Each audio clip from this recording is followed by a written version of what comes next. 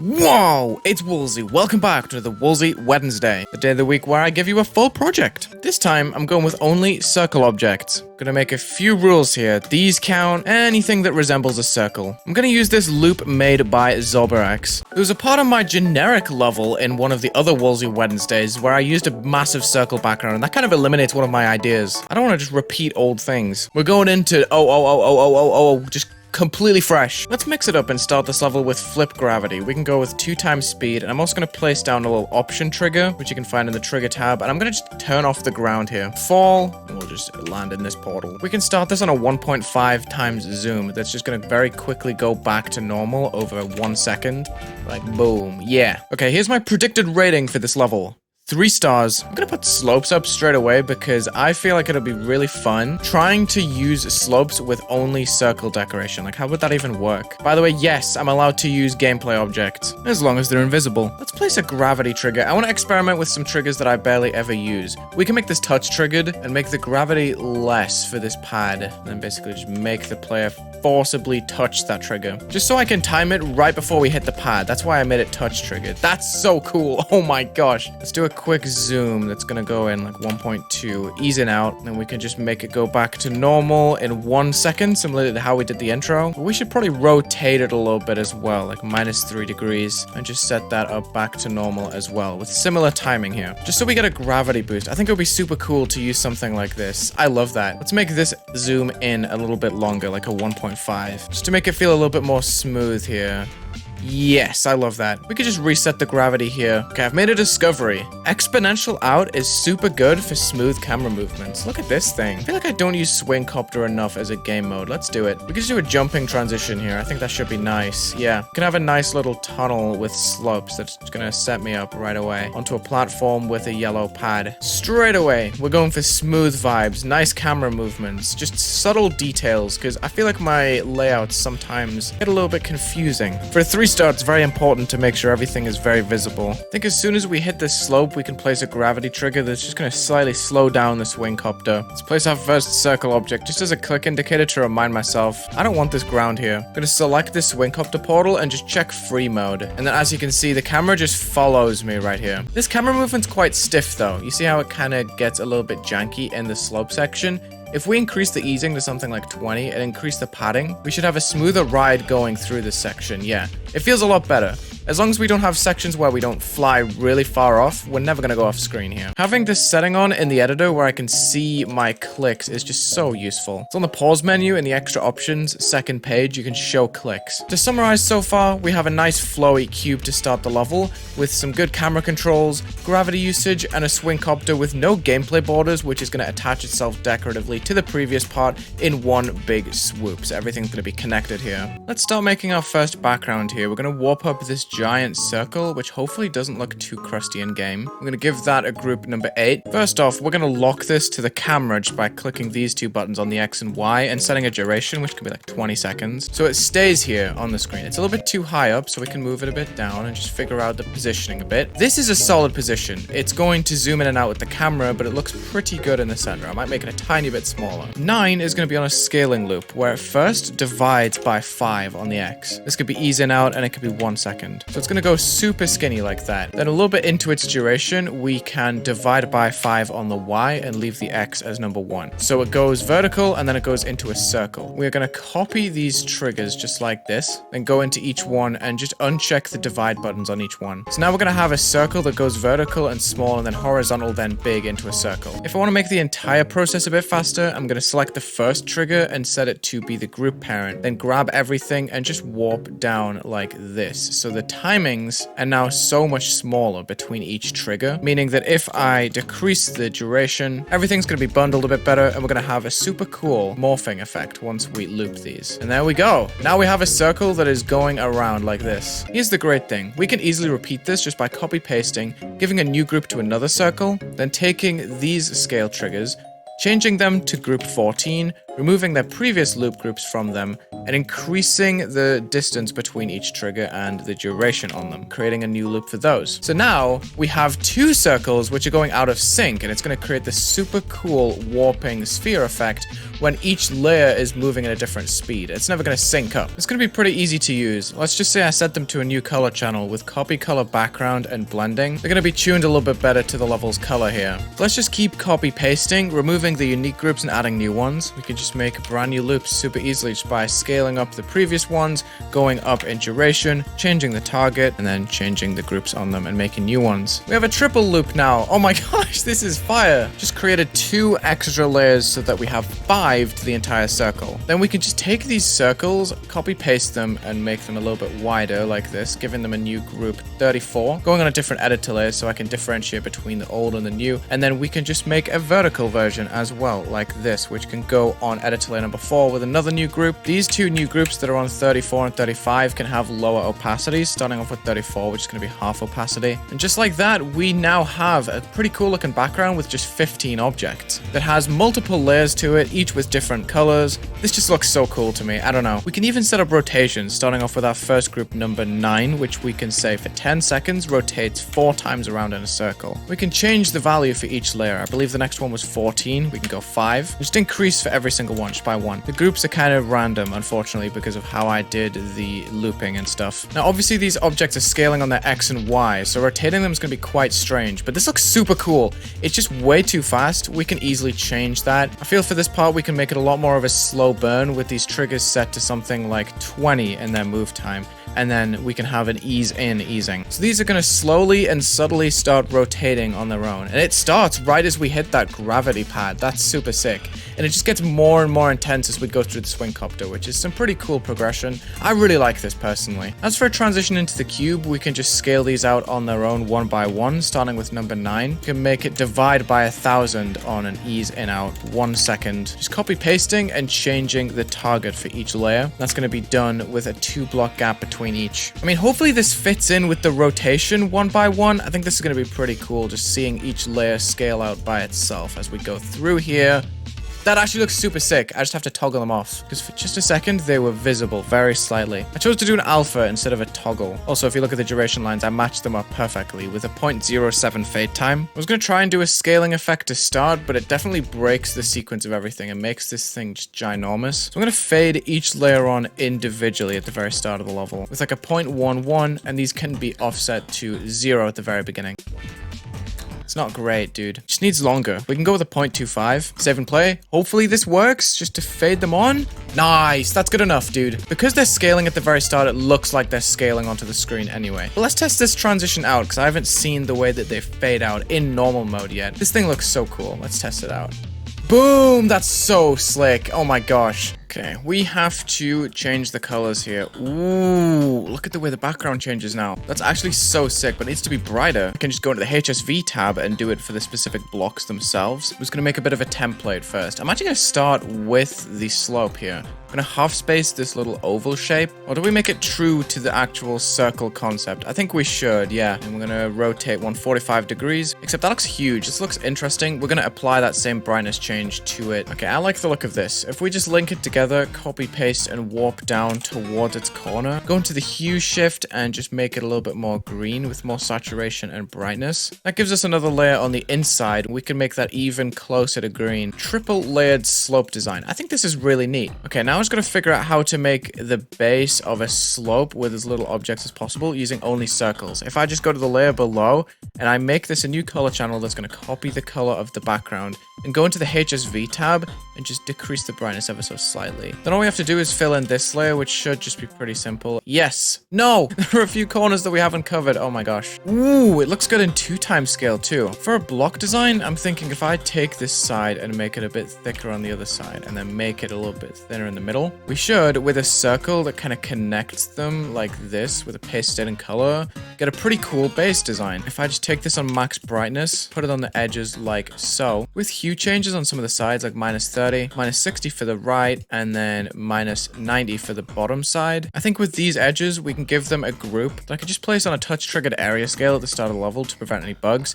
That just makes them a little bit bigger right as we go past on the x-axis. So let's put in that group and the player is the center. They kind of implode on themselves. Wait, I didn't even mean to do that. These circles as we go past are just going like zoom all the way down to 0 because I left the X on this trigger as 0. That's just perfect. I wonder if we can put the circles on the same group and get a cool effect. Wait, this actually looks super sick. I dig that. Okay, slight issue. Some of these objects don't look too great next to each other. I guess we could just space them out like this. Okay, here we go. We should have a super neat block effect. This looks super cool. They don't quite match with each other, but the colors do, and we can definitely make them work better together than we have with extra structures, etc. This is a good start. Okay, we've given every base object a group 37. Place a pulse trigger next to one of these on group number 37 with a hold of about 1. So you can see they go to white, but I'm actually trying to get them a nice shade of blue here that is lighter than the background. You see the difference before and after? This thing is going to have a short fade in and fade out, and it's simply going to be flickering for the entire level. That should make this a little bit more interesting, and we can use that color for other things too, such as the saw blade that we're about to make. Let's place down a circle and make it into an oval shape like this. Then we can get another circle object and make it a little bit smaller, going on to color channel 2 with a bit less hue, a bit more brightness like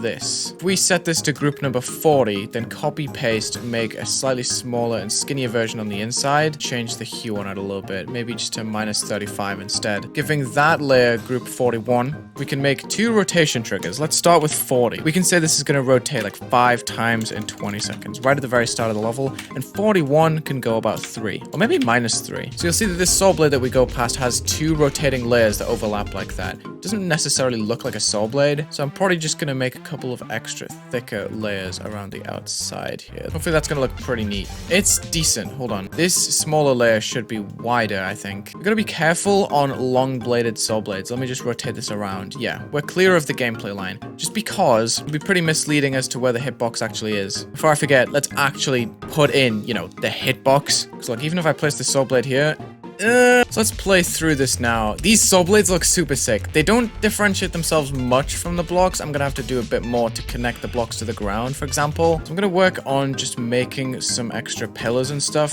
So I think these are gonna look better with a bit more of a structure to them. If I was allowed to use arrows, I would totally put them on top of these strips because they do look a little bit bare. I think what I'm gonna do is just copy paste, warp down again, take a color like this, paste them on top. Yes, this looks so neat. Whee! We're kind of doing well now. Okay, it's time to just use this structure as a bit of fodder real quick. Simply gonna take that background layer, place another circle, paste the state, copy paste, and we're gonna make this white because I want these details to be super recognizable as obstacles. Place these on the very edges of these slopes. These white objects still have group 37 on them, which if you recall is the same pulsing group that we gave the other objects. That's cool. That actually makes the white fit in. Wait, I didn't put spikes. Yeah, this is a flop, dude. Oh my goodness. This is ridiculous, dude. This was meant to be a 3-star. Look how unsight readable this thing is. Just so everyone knows here, this is why I place structures before saw blades, because these structures look so much better. Yes, this looks better now already. I can already tell. Having such few structures when the camera was so far zoomed out was just really strange to work with. I'm not gonna lie. This part looks a little bit clustered, but I don't mind it. I think it's cool. Literally everything in this level is working from the background color, apart from maybe these pulses that are going to blue. We are going to make these pulses based off the background too.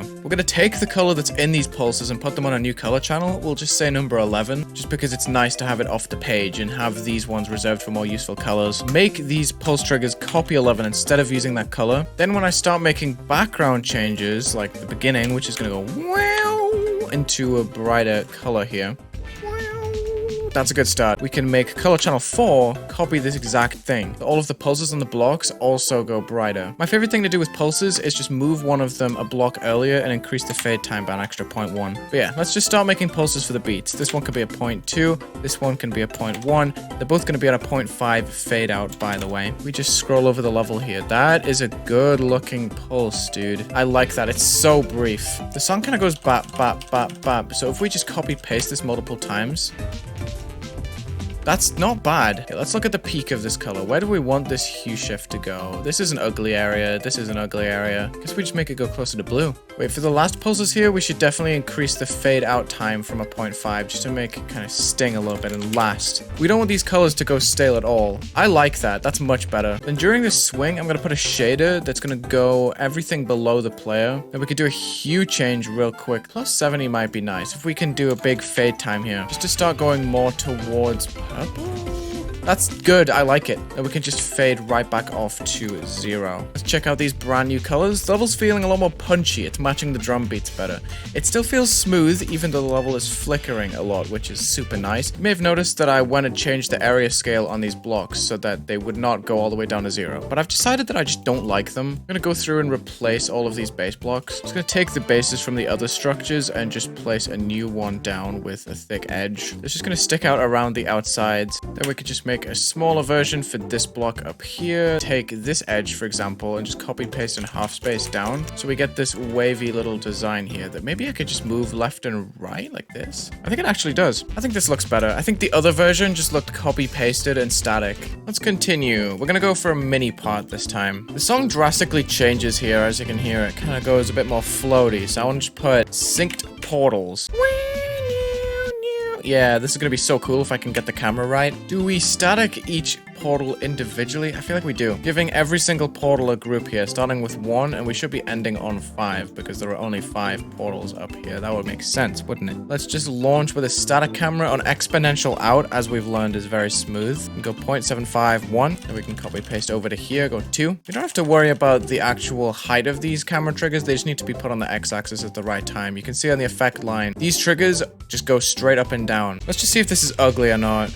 Yeah, this is bad. It's not even in time. Let's just increase the duration on the first one to something super long. And we can just change the rest to half of that. So we can go from 10 to 5. Okay, this is good, except it's behind. So maybe if we just take these statics and we just put them on Y only.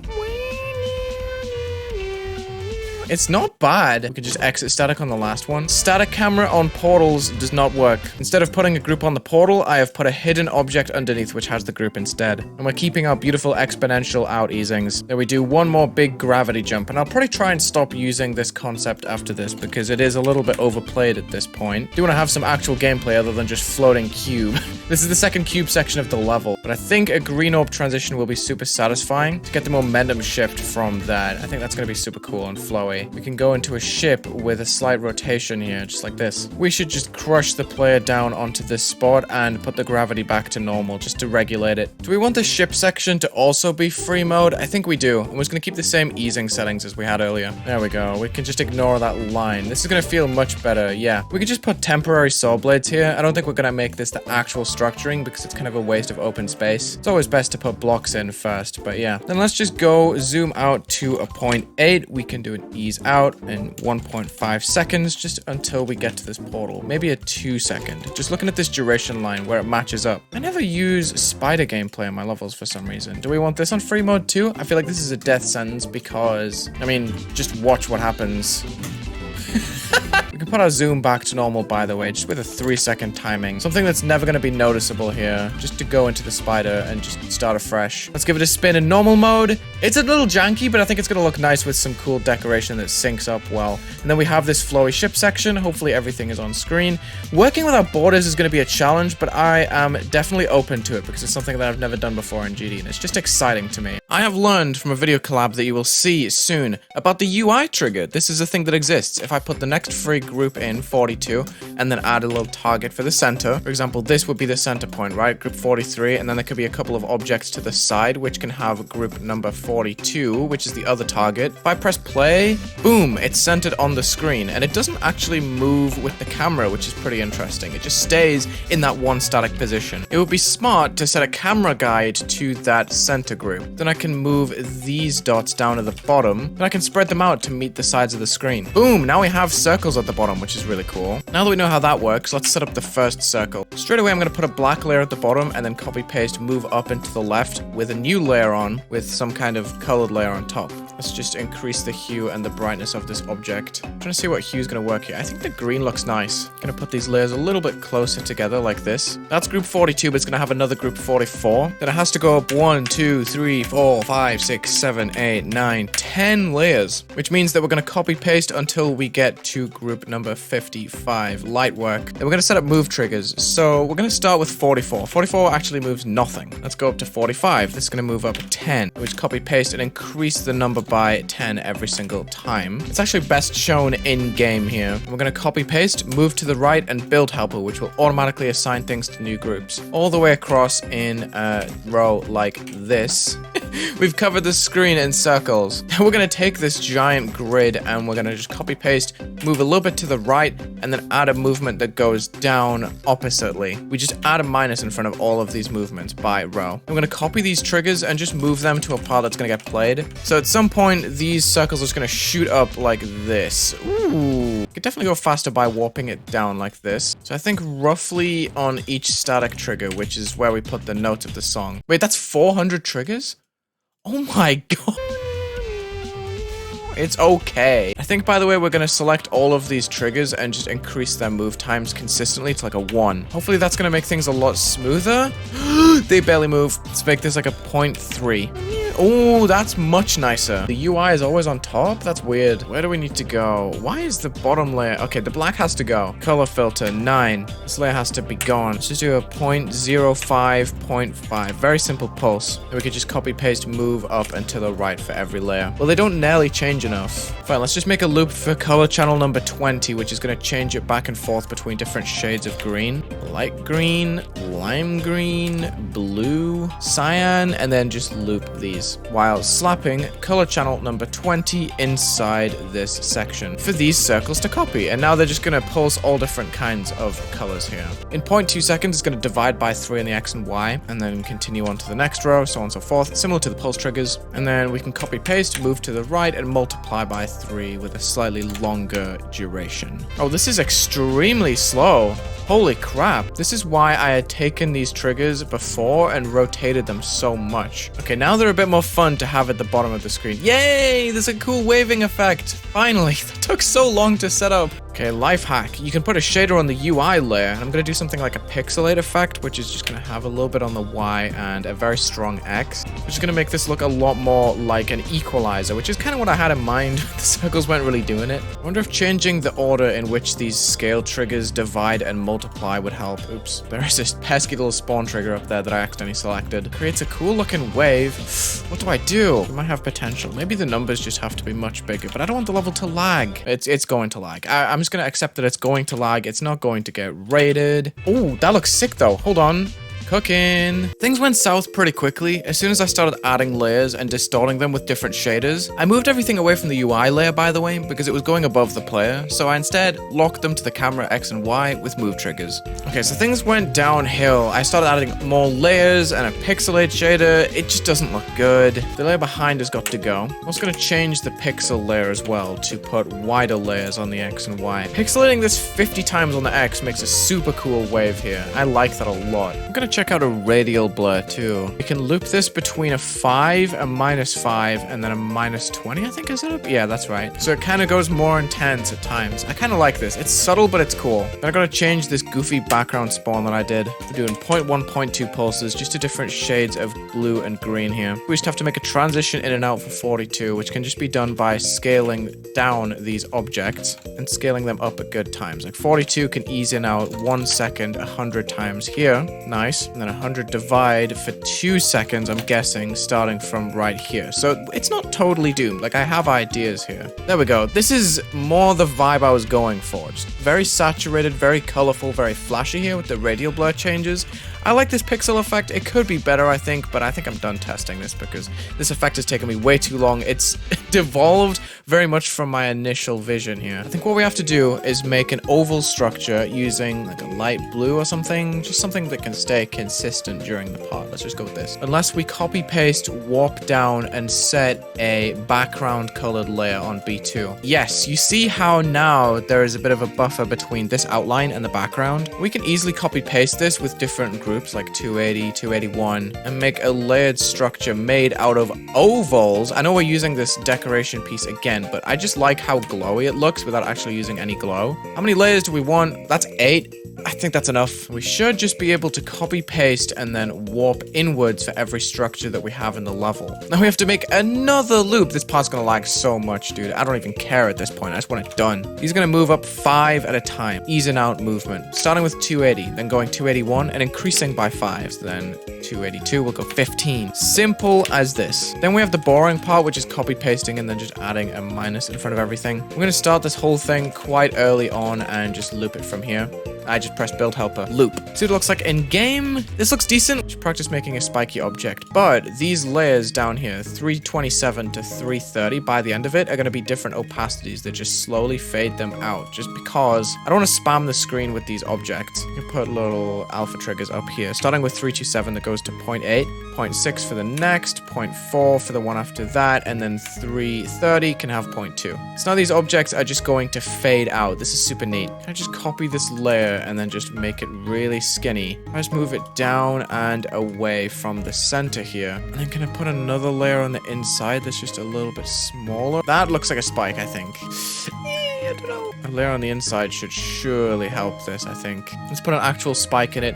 Hide it, of course. And I should be able to collectively warp them up to make a bigger and smaller spike. Yeah. Okay, this just looks really flat. I don't know how to describe it, but it's not what I expected it to look like. Are you ready for another episode of Wulzy getting carried by area triggers? Because I am trying to set up an area move right now with a giant length and move distance that's going to make all of these objects come from the right. How do I stop them from going back? What is this?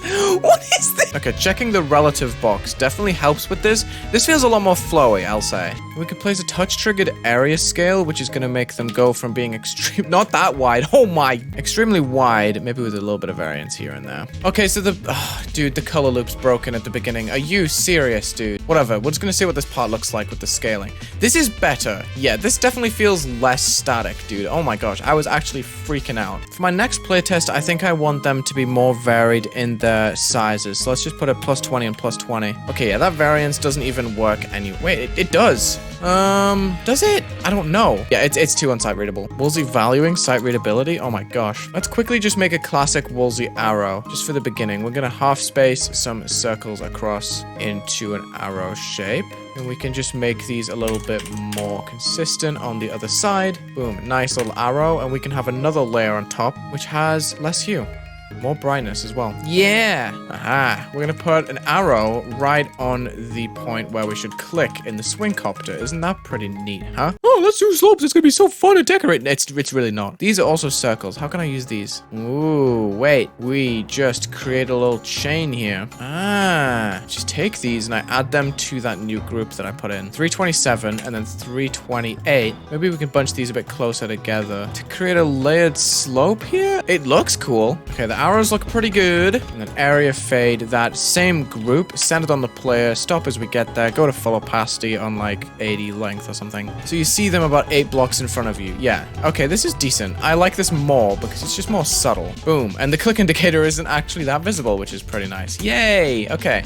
Now let's test out this new section with the area scaled object.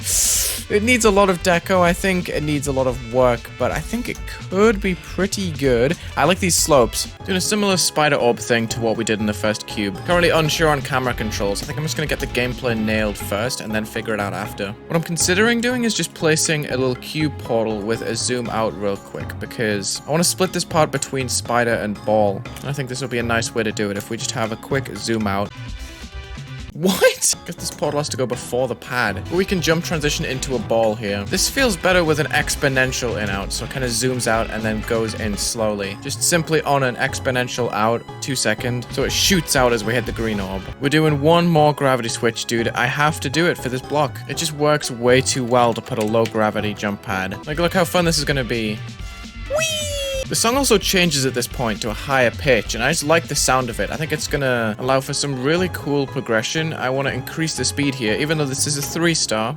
I love that all I can do for spikes are just saw blades, because I can't lay down any spikes, of course, so I have to just mark areas with huge saw blades instead. It's so dumb. Okay, then we're gonna slow it back down to 2 times in this portal, and lead us into a wave where the gravity is gonna reset. I think all we should have to do for this section is put like a 10-second exponential out zoom out, which is gonna go to like 0.6 by the end, because that ends literally right over here where the portal is. Then we could just do another zoom of like 0.75 that lines up with the portal. We still need to do one camera thing for this spider click right here where you go up into the portal, but for the rest, the zoom out should suffice for this section. As soon as we hit this yellow pad, we should go zooming out like this. Yeah, this is beautiful. Look at this. It's gonna bring so much onto the screen at once, which is gonna be super cool. This part doesn't feel as fast-paced as the song, but I quite like the feeling it has. That's really badly timed, but other than that, we can also just start doing camera rotations of like 8 degrees with super long easings. It's going through different portals, like this one, we can go -8 and then connect to the duration line again. Start moving back to 0. Let's make sure this wave is free mode with the same camera settings. Kind of a given at this point. This is nice. I like this rotation. We're going back the other way for this robot jump. This is so smooth. Holy crap. I really dig it. There's going to be so much cool stuff happening in this level. It's insane. I'm wondering about the possibility of a static camera going onto this point in the level. Just do like a 2-second group number 6 Y only type of thing. This is definitely got to be tweaked, but just for the camera height. That's neat. That's actually almost perfect. Holy crap. We just put this camera a little bit down, put the static trigger to follow, and set a move trigger at the exact same time for 6, which is going to have like a 2.5 ease in out, 4-block movement up. Maybe you can start a little bit earlier. So the duration line of this one is like directly inside. Just trying to make this a little bit smoother and kind of send the camera up rather than fix it on one point. That's pretty good, I'm not gonna lie. Now we should be set for the rest of this part with the huge rotations and stuff. It looks so cool, and it just goes the opposite way right there for that jump, specifically. Oh my gosh, this is so neat. We gotta do something cool for this little wave section, because it has this part of the song that's like... We can do the slowest part in the entire level right after this wave. Just making super simple gameplay to end here with dash orbs. I don't even know. We should totally just set a point for the camera to static out here. Static cube sections are pretty satisfying, not gonna lie. So we can just put a Y only, target 7. Just as we go through, the camera just stays at a consistent height, and we can maybe move it up or down depending on where we go. The song changes after this yellow pad, and the level is currently 58 seconds long. So all I have to do is just place an object over at the side that's hidden to extend the length, and then just put a gravity trigger, dude. I've said like 4 times this is the last time I would do it, but it just makes sense here. I feel like it's just gonna fit to end the level. It represents the level well, except it goes way too high. We can put like a 0.8. Let's just see if we get the height right this time. That's pretty good. Let's put this static camera to follow with a little bit of loose easing. Then we can just start moving that center point up the screen like 50 on an ease in out with 2 seconds, just as a way for it to kind of leave the level. Like right here. Boom. And then there's going to be an end screen like up here somewhere. This open spider was pretty difficult to conceptualize, being the 3rd part in the level. I often find this is the hardest part to decorate due to not wanting to reuse blocks that have been placed in the first 2 parts. I ended up just spam rotating a lot of these circles with shaders that loop through different layers, which ended up being pretty messy and directionless. This is about an hour of footage, by the way. It leads to this result. It's always painful deleting stuff, dude, even if it was trash. Okay, guys, I just recorded making this background for like an hour, but it genuinely just breaks the GD menu. I'll roll the footage. Yeah, so the menu's been bricked for like 2 minutes. I don't really know what to do. Pressing nothing works, bro. This is crazy. Oh, what? Oh, no! Wait, what just happened? Oh god, I'm stuck on the menu and I can't move my mouse. I'm gonna have to play Stereo Madness, leave, go back just to play test my level. I think there's just too much going on, so I'm just gonna delete everything I've put here and just make something a bit more creative that doesn't just trigger spam. Just making the executive decision to delete all of these advancements that we made, because there were too many loops running at once. Like, what even is all of this, dude? Alright guys, it is Monday, and that means that there are about 48 hours until Wulzy Wednesday has to go up. Obviously, this is a terrifying fact for me to process, because that means I have to grind out the second half of this level in just 2 days, and edit it and upload it. Okay, taking a much safer approach to this version of the level. My last attempt at an effect bombed, so I'm taking a much safer approach. We're just going to lock 334 to the player camera. We're just going to copy paste these strips all across the screen, then set up a rotating piece of deco. 335 is going to be the center, and then we're going to put our little target as 336. These have to both share the moving group and be hidden. We got to rotate our first target, 336, around the center 335.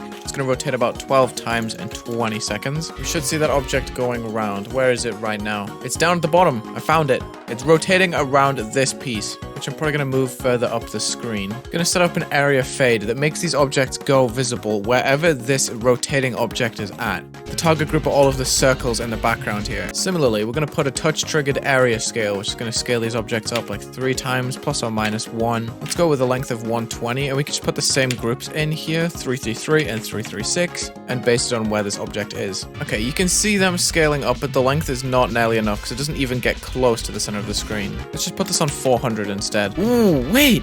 I only stretched it on the x-axis, and that creates a super cool pattern. Oh my gosh. Okay, how do I make that more visible? Because that looks awesome. I guess we just scale it up more, so we can just multiply each thing by 3. We can also speed up this rotation. Oh, this looks fantastic. So that's just one object rotating around this circle, which is going and stretching these circles different amounts, which is giving it this weird wavy texture. That's sick. Could maybe do another layer. This is gonna lag though, I know for sure. If I just scale it up and give it another new group, 337, and then slowly fade it on like this. If I just play this in normal mode, this entire spider section is going to be completely vertical, and then there's going to be a horizontal layer that's slightly bigger that's going to fade on as we go into the robot. You can see it fading on right now. This looks pretty neat. I think we're going to keep this, but put it on high detail, because that's a lot of objects to be scaling so intensely. All right, simple background, simple blocks. Let's just make white little blotchy objects here. We can make a square and then scale them down to 0.5, so we have like a mini version of them sitting here. And we'll move them a little bit up and to the left, go down and to the right, down a layer, and then put them on black like this. And then we can give one of them a group 339, and the other one can go 340. We can honestly just put these on a bunch of blocks. Maybe black isn't the best decision for the underlay, because we haven't really used that color in the level so far. We could probably just go with background like this. Yeah, let's do an area move for each one. 339 is the white layer. Let's center it on the player. As we get there, the blocks will have moved down 20. We can just go simple as that. And the other layer can just move up 10. So they're just gonna match each other here. Yeah, that's neat. Then maybe we can tint them white before they get there? Yes, that looks neat. I really like how they go darker as we're closer to them. Just by tinting them to color channel 1 on full tint before we get there. Again, I'm just struggling to make the spike line up properly. Here goes a lot of copy paste. Like, a lot of copy paste. I went all in on using these area effects to make the blocks more interesting and to break out of my creative rut. I felt like I had to fill in the blocks somehow, even if a simple white design was the result here. Okay, we should probably make these movements a little bit longer, just so they fall into the blocks a little bit easier, but this is pretty good. I actually quite like it. It matches the floaty vibe of this section for sure. We're going to select everything white from this layer, copy paste, put it on editor layer 6, somewhere that's free, and put it B4 with a new group. Now immediately you'll see that the pixelate effect from earlier is being applied. This would be cool if we set it to color channel 12 or something, which we're going to make green, and then had this area scale on this layer, which is just going to scale everything up by a random amount between 0 and 20. So now there should be a glitchy green layer underneath the blocks, and that's probably going to do us for most of our decoration in this part. I'm not gonna lie. I don't know if that looks like a slope.